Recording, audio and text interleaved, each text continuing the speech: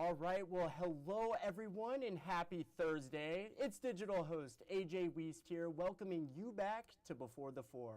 Of course, the live stream where I go through some of 48's top news stories, and then some before our 4 o'clock newscast, wherever you're watching Before the Four today, whether it's on Facebook, YouTube, or the 48 Now live stream. As always, thank you so much for watching and spending just a bit of your afternoon here. Now first, let's jump into today's top stories, and let's begin with some exciting news here in the Tennessee Valley. The Mars Hill Bible Panthers are your back-to-back state champions in Class 3A high school football. Now, of course, the Panthers earlier today battled it out with Bayside Academy, winning state 38-21. It's the second straight blue map for Mars Hill and the fourth in program history. Now, of course, we had a post-game live stream. We live streamed it, of course, on Facebook, YouTube, and the 48 Now live stream on WAFF.com. You can watch that full post-game interview right now on Facebook as well as YouTube. But congrats to those Mars Hill Bible Panthers, back-to-back state champs. But now let's talk about the weather, of course. It's a bit warmer this afternoon, but still a bit too cold for me. Let's turn it over to 48 First Alert Chief Meteorologist Brad Travis for the latest. Brad? Hey, good Thursday afternoon, everyone. Wish I could tell you it's going to be sunny and 80 the next few days. It's not. We'll be half that in some areas. 40s all the way through next Tuesday. But it will finally warm up late next week. We've got rain on the way in for the rest of the evening. Once it moves in, it'll be there for the rest of the night. By the morning, though, just drizzle out there for that Friday morning commute. Hey, there is some good news. Tomorrow's Friday, unless, of course, you got to work the weekend, right? 45 degrees in Huntsville right now. Temperatures will stay in the 40s, and they'll probably fall into the upper 30s with the rain. But we don't expect any freezing conditions tonight. We don't expect any snow or sleet or freezing rain. It's all cold rain, and there it is just after 3 o'clock this afternoon. 3-day forecast, 46 tomorrow with the morning shower activity. Again, it'll be very, very light. 48 degrees Saturday. We may see a little bit of sunshine, but don't count on it. Same thing for Sunday, just a spotty passing shower. All right, and you guys already know the drill. 48 First Alert Weather Extra. That happens every night at 9:30. Of course, First Alert Chief Meteorologist Brad Travis, he'll be back here in the streaming center. He'll have all the latest that he's seeing on the radar. And of course, feel free to leave a comment, any thoughts, questions, concerns you might have. Brad will shout you out on the live stream, and of course, he'll work to find any answers to any of those questions you might have. So First Alert Weather Extra, you're just not going to want to miss it tonight at 9:30. And again, you can watch it wherever you're watching Before the Four right now. But now let's check out this incredible story in case you missed it. One family in Huntsville is calling their neighbor, who is also a nurse at Huntsville Hospital, a lifesaver and a hero after she saved a man's life by performing CPR on him. 48's Callie Neese has this incredible story. Let's take a look. When most people are prepping Thanksgiving dinner, Diane Hunt was knocking on her neighbor's door after her husband Robert told her he was not feeling well. When I came in, he put his head back up. I told him to put his head up, and when he did, his lips were purple. And she had her son come watch Robert while she grabbed her phone to call 911. By then, Robert was already on the ground. Oh, my husband, he's passing out. Something's wrong with me. Though 911 operators were telling Diane to stay with her husband until an ambulance arrived, she ran next door to Kathy's house. You know, I walked next door to see if I could get some help. Kathy is a nurse of 16 years, and when she saw Diane so shaken up, she knew she had to follow her back to her home. Hey.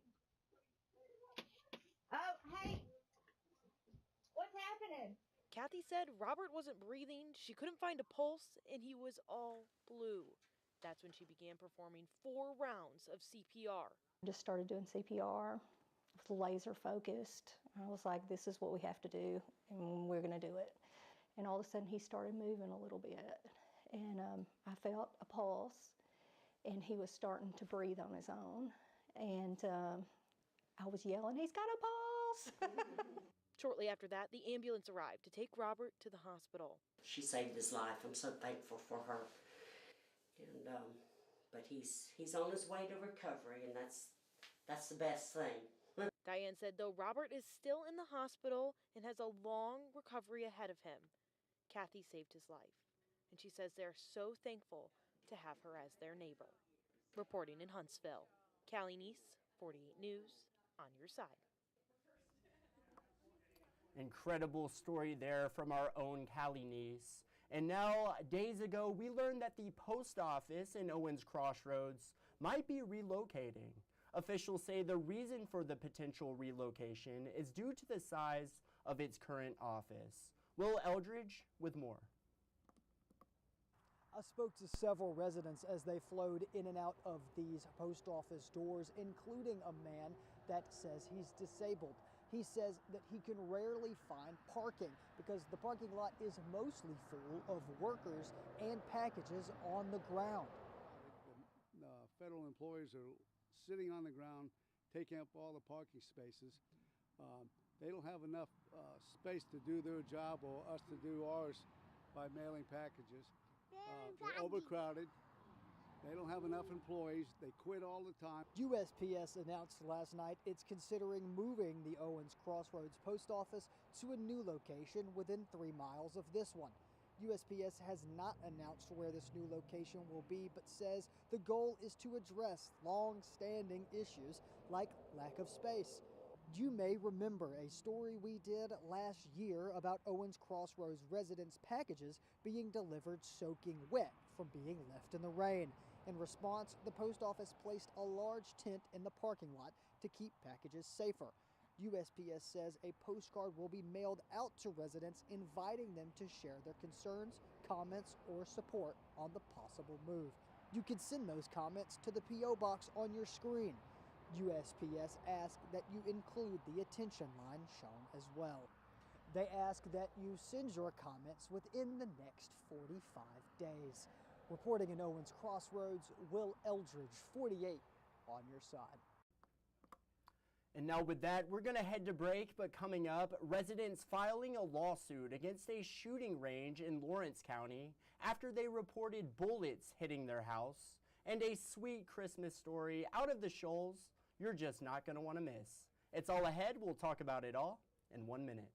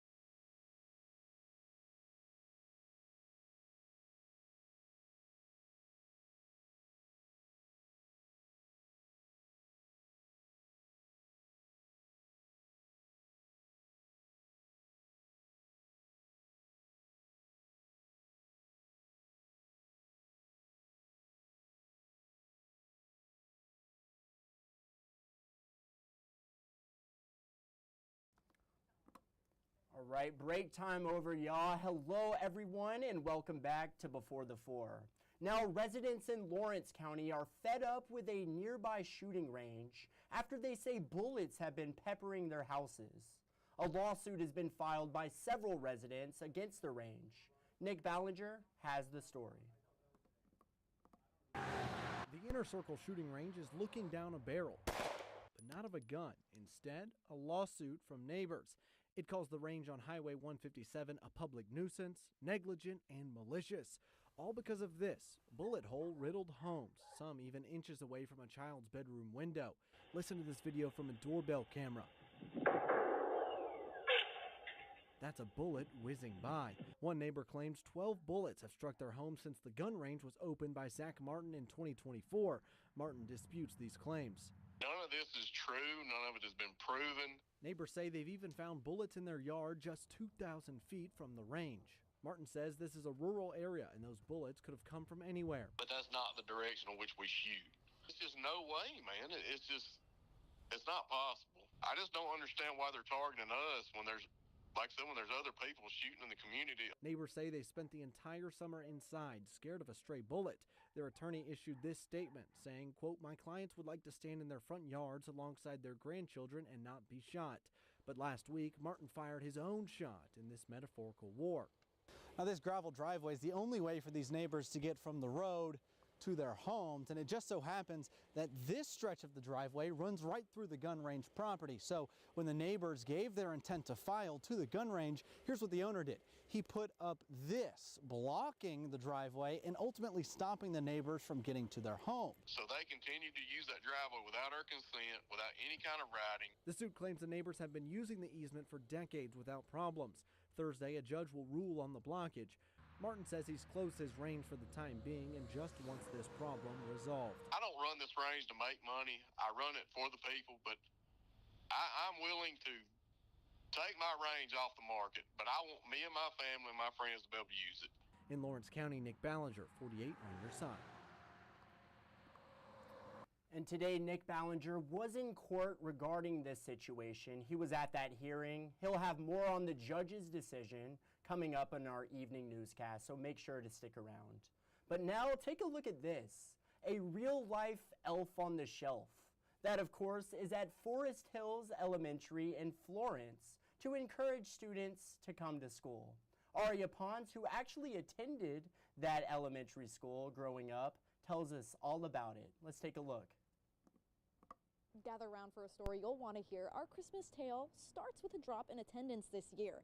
Well, that and an elf, but not the one that you might keep on a shelf.